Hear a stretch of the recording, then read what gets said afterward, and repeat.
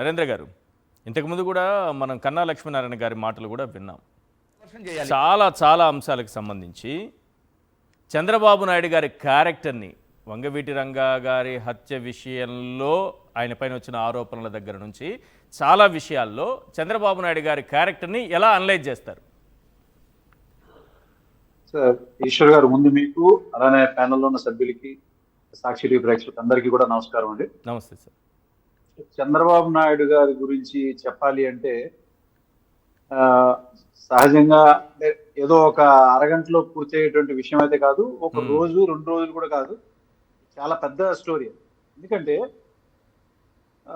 నాదెండ్ల భాస్కర్ రావు గారు కూడా ఆయన యొక్క ఇంటర్వ్యూలో చెప్పారు, చంద్రబాబు నాయుడు గారిని తిరుపతి రైల్వే స్టేషన్ లో, అంటే ఆయన చెప్పిన మాటలు నావి కాదు, ఆ తిరుపతి రైల్వే స్టేషన్ లో ఏదో ఆయన జోబులు కత్తిరించేవాడని ఏదో సంథింగ్ ఆయన ఇంటర్వ్యూలో చెప్పాను. నాకు ఎందుకో మొదటి నుంచి కూడా చంద్రబాబు నాయుడు గారిని చూసినప్పుడు ఆయన సహజత్వం కలిగినటువంటి ఒక చూపు ఎప్పుడు ఉండదండి. ఎప్పుడు ఒక భయము, బెత్తర చూపులు ఉంటాయి. అంటే ఏదో దొంగతనం చేసిన వాడు నన్ను ఎవరన్నా పట్టుకుంటారేమో, నేను తప్పు చేశాను నన్ను ఎవరన్నా పట్టుకుంటారేమో అన్నటువంటి ఆ ధోరణి అతని మొహంలో, అంటే face is the index of the mind అన్నట్టుగా చాలా స్పష్టంగా తెలుస్తుంటది.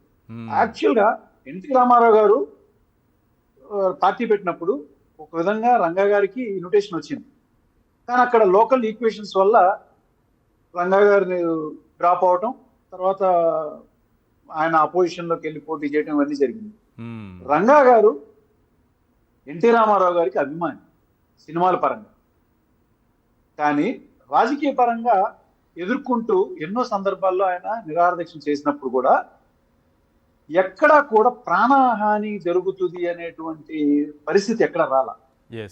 కేవలం చంద్రబాబు నాయుడు గారి ఎంట్రీ తర్వాతే ఇది, అంటే చివరి స్టేజ్, ఆల్మోస్ట్ రామారావు గారిది చివరి స్టేజ్కి వచ్చేసరికి రంగా గారిది ఎప్పుడైతే నిరాహారదీక్ష చేస్తున్నారో ఇళ్ల పట్టాల విషయంలో పోరాటం చేస్తూ, అప్పుడు కూర్చున్నటువంటి 3వ రోజే మీకు హరిరామ్ జోగ గారు కూడా చాలా స్పష్టంగా ఆయన ఆత్మకథ రాశారు కదా, ఆయన బుక్ లో రాశారు, వారం రోజుల క్రితమే తెలిసాను. అవును, నా వయసు 15 సంవత్సరాలండి.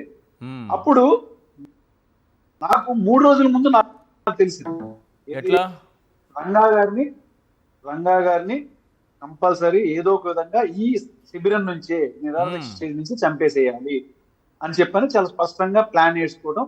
దీనికి కోడెల శివప్రసాద్ గారు, అలానే అప్పుడున్నటువంటి హోంమంత్రి, నెక్స్ట్ ఐపీఎస్ వ్యాస్, ఆయనను కూడా తీసుకుని ఇదంతా కూడా ఒక మంచి స్కెచ్ చేసుకుని చేయడం జరిగింది. అయితే ఈ నడి రోడ్డు మీద ఒక ప్రజాదరణ పొంది ప్రజల్లో ఎంతో బలంగా, ముఖ్యంగా పేదవాళ్ల గొంతుని అసెంబ్లీ దాకా తీసుకుని వెళ్ళి వాళ్ళ సమస్యల మీద పోరాడుతున్నటువంటి ఒక నాయకుడిని మామూలుగా రాజకీయంగా ఎదుర్కొనేటువంటిది రామారావు గారి నైజం. అంటే ఇతను ఉంటే మన మనుగడ కానీ అన్ని రకాలుగా మనకి భవిష్యత్తు ఉండదని చెప్పని ఆలోచించినటువంటి ఈ క్రూర మృగం లాంటి ఒక చంద్రబాబు నాయుడు గారి యొక్క ఆలోచనే ఆ రోజు నడి రోడ్డు మీద నిరాయుధుడిగా అయినటువంటి రంగా గారిని హతమార్చినట్టు. విషయం ఏంటంటే అండి, రంగా చంపిన తర్వాత వాళ్ళ యొక్క ప్రయత్నం అక్కడితో ఆగలేదు. రంగా గారు హాస్పిటల్, అంటే బాడీని తీసుకుని వెళ్ళి పోస్ట్ మార్టం జరుగుతుంటే గవర్నమెంట్ హాస్పిటల్లో పోలీసు వాళ్ళకు అందిన ఇన్స్ట్రక్షన్స్ ఏంటంటే వాళ్ళ కుటుంబ సభ్యులు అందరినీ కూడా చంపేయమని.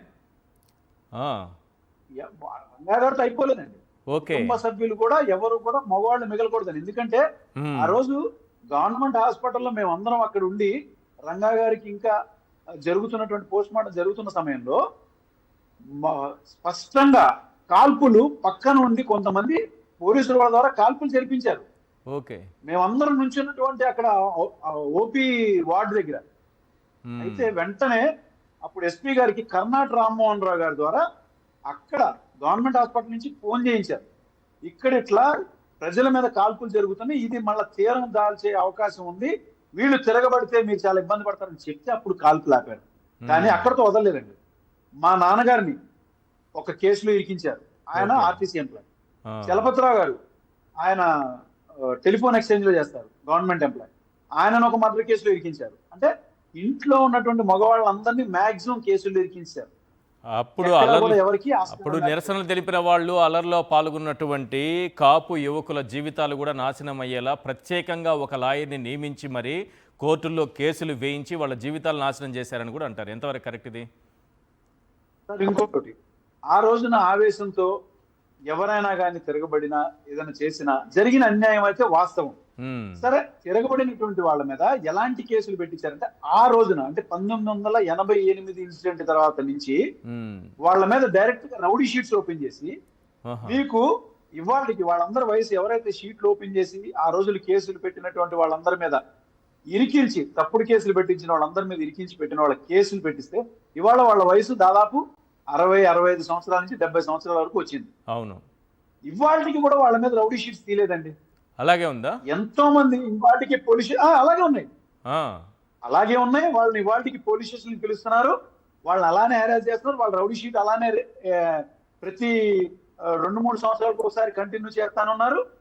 ఎన్ని సందర్భాల్లో వాళ్ళని హెరాస్ చేశారో, ఎన్నో సందర్భాల్లో నేను ముఖ్యంగా గుంటూరు కానీ విజయవాడలో డిఎస్పీ గారు వాళ్ళకి వాళ్ళ వయసుని దృష్టిలో పెట్టుకుని మీరు వీళ్ళ మీద రౌడీ షీట్ తీసేయచ్చు కదండి, 3 సంవత్సరాలు దాటితే వాళ్ళ మీద తీయచ్చు కదా, ఎన్ని రకాల ఇబ్బందులు పెట్టారు. అండ్ ముఖ్యంగా ఈ మర్డర్ కేసుని గవర్నమెంట్ చేయించింది, పూర్తిగా ప్రభుత్వం ఇన్వాల్వ్ చేయించింది. కానీ కేసు ఎవరి మీద పెట్టించారో తెలుసా అండి? దేవినేని నెహ్రూ గారు చేయించారని చెప్పని వాళ్ళ మీద పెట్టించారు. అంటే ఇన్వాల్వ్ సంబంధం లేనటువంటి వ్యక్తుల మీద ఇది కేసు పెట్టించడం జరిగింది. ఇంత కుట్ర జరిగింది. అందుకనే దేవినేని నెహ్రూ గారు కూడా ఏమంటారు, చంద్రబాబు నాయుడు గారు నన్ను కూడా ఆ పార్టీలో ఉండగా ఇబ్బందులు పెట్టారని చెప్పని ఆయన ఇంటర్వ్యూలో స్పష్టంగా చెప్పడం జరిగింది. తర్వాత కన్నా లక్ష్మీనారాయణ గారు కూడా ఆయన మాటల్లో చెప్పారు కదా, నన్ను చంపించడానికి ప్రయత్నం చేశారని చెప్పి. అవును.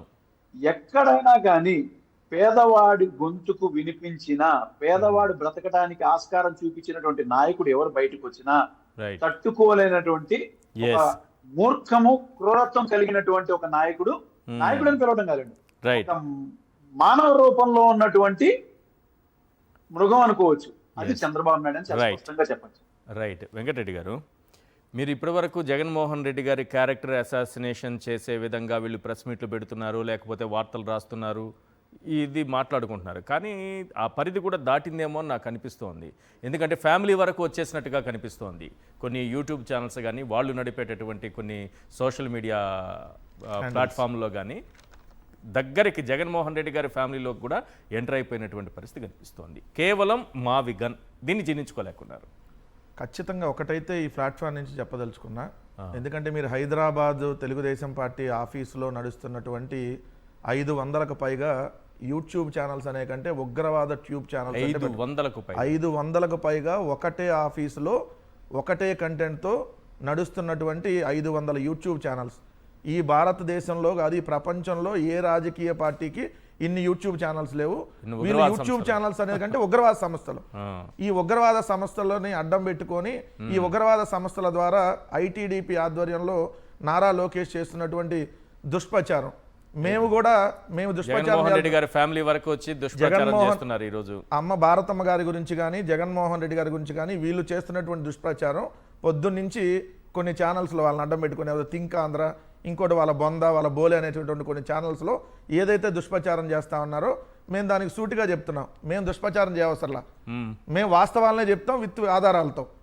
అదేంటి, మీ కుటుంబంలో జరిగినటువంటి కొంపట్ల గురించి ఇప్పుడు అవసరమా? ఎస్, ఖచ్చితంగా. ఎందుకంటే వీళ్ళు ఆధారాలు లేకుండా ఎందుకు మాట్లాడుతున్నారు సార్? ఆధారాలు లేకుండా ఏదైతే వీళ్ళు దుష్ప్రచారం చేస్తా ఉన్నారో, ఇంతకంటే దిగజారలేని ప్రతిసారి ఇలా దిగజారి ఇలా చేస్తున్నటువంటి ఈ నీచమైనటువంటి జుగుప్సాకరమైనటువంటి రాతల మీద, లేదంటే వీళ్ళు ప్రసారం చేస్తున్నటువంటి ఈ వార్తల మీద ఖచ్చితంగా మీరైతే చేస్తున్న అబద్ధం, మేము చెబుతున్న నిజం, దీనికి ప్రూఫ్లు ఉన్నాయి. ఇదే ప్రూఫ్ ఉంది. ఎందుకంటే ఇదే భువనేశ్వర్ గారి గురించి చంద్రబాబు నాయుడు గారు మాట్లాడారని చెప్పి మీ కేబినెట్లో ఉన్నటువంటి మంత్రి ఎవరైతే నాదెండ్ల మనోహర్ తండ్రి నాదెండ్ల భాస్కర్రావు చెప్పినటువంటి మాటలు, నన్ను డబ్బుల కోసం ఇంట్లో వేధిస్తున్నారు, డబ్బులు తీసుకురాకపోతే నాకు ఇంట్లో కూడు కూడా పెట్టరు, అందుకని ఈ చిన్న చిన్న ఫైళ్ళ మీద, ఈ ట్రాన్స్ఫర్ల మీద, వాటి మీద పెట్టమని చెప్పి ఇదే నాదెండ్ల భాస్కర్రావు గారు అన్న మాటలు. ఒకవేళ తప్పైతే నాదెండ్ల భాస్కర్రావు మీద మీరు కేసు పెట్టండి. మీ కేబినెట్లో ఉన్నాడుగా మంత్రి నాదెండ్ల మనోహర్ వాళ్ళ తండ్రే కదా, ఆ బయట ప్లేస్ చేయండి మీరు కూడా ఈశ్వర్ గారు. ఎందుకంటే ఆయన మాట్లాడే మీరు నిజంగా తిరుపతి రైల్వే స్టేషన్లో జేబులు కొట్టకపోతే నాదెండ్ల భాస్కర్రావు మీద ఎందుకు కేసు పెట్టినప్పటి వరకు? వాళ్ళ కొడుకుని మీ కేబినెట్లో ఎందుకు పెట్టుకున్నారు? దీని మీద జరగాలి. అదే విధంగా కొట్టారేంటి? తిరుపతి రైల్వే స్టేషన్లో చంద్రబాబు నాయుడు జేబులు కొట్టేవాడని చెప్పి నాకు రిపోర్ట్ వచ్చింది అని చెప్పి ఇదే నాదెండ్ల భాస్కరరావు గారు మాట్లాడినటువంటిది.